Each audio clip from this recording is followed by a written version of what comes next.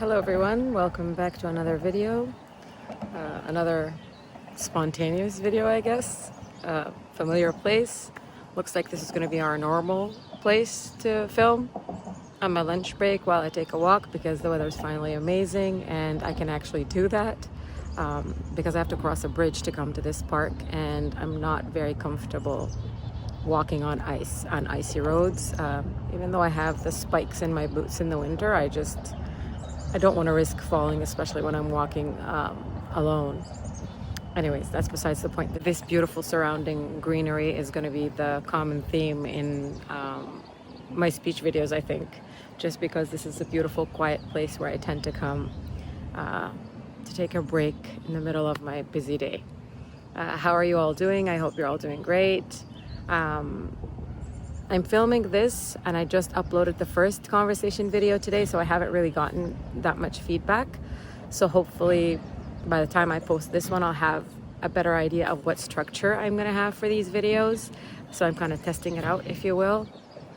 So your feedback is really, really important and appreciated. So just give me a little comment on if you like the format of where I'm just speaking in English or if you want me to include Arabic translation. My last video was just a very quick one.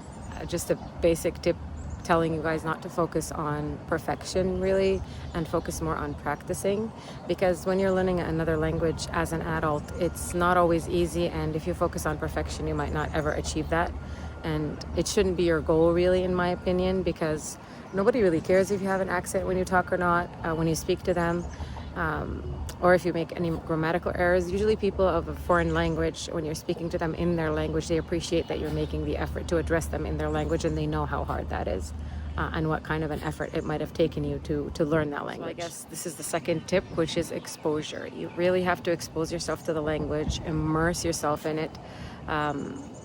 Have it in your daily life, basically, when you're learning a new language. Even if you just turn on the radio in your car and you can't understand 90% of what is being said, just listening to it is going to become familiar to your ears. And then even in your car, if you're in your car by yourself, if you hear a new word, repeat it to yourself, and then maybe if it sounds unfamiliar, take a moment to go look it up when you have a chance. But the point is exposure. It's not just about practicing, but it's about immersing yourself in the language. So listen to a podcast, watch a movie. I've given this tip before where I've said watch a movie and turn on the closed captioning, where they're transcribing whatever is being said so that you can read it at the beginning until you get familiar with understanding it yourself when you hear it. Because one of the main problems is that when you learn language in a classroom, especially in a setting where you're a very beginner and the teacher is literally teaching you, vocabulary words by little words, basically, putting them together and making a conversation out of them can be a little intimidating or a little difficult to become familiar with. So exposing yourself to people who are speaking the language can help you pick it up even faster. So yeah, just you watching this video can help, hopefully.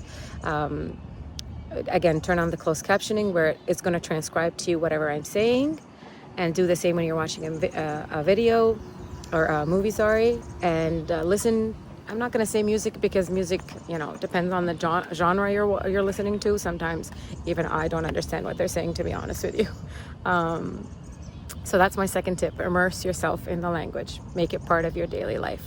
And of course, reading, but I know not everybody has the time to start a new book or whatever. If you are someone that enjoys reading, definitely add a book in English language. It doesn't have to be like a whole story or fiction or anything like that's hard to understand. You can start with nonfiction, where it's like a biography of somebody that you want to learn about, or just a small book. Even pick up a magazine where there's articles and they're shorter. You're more likely to finish an article that you start reading because it's usually like a page or two long before you commit to an actual full-on novel. Anyways, I'm going to keep this series going. Hopefully it's helpful. Please let me know. Your feedback is so much appreciated. And thank you so much for tuning in. I'll see you in the next one. Bye.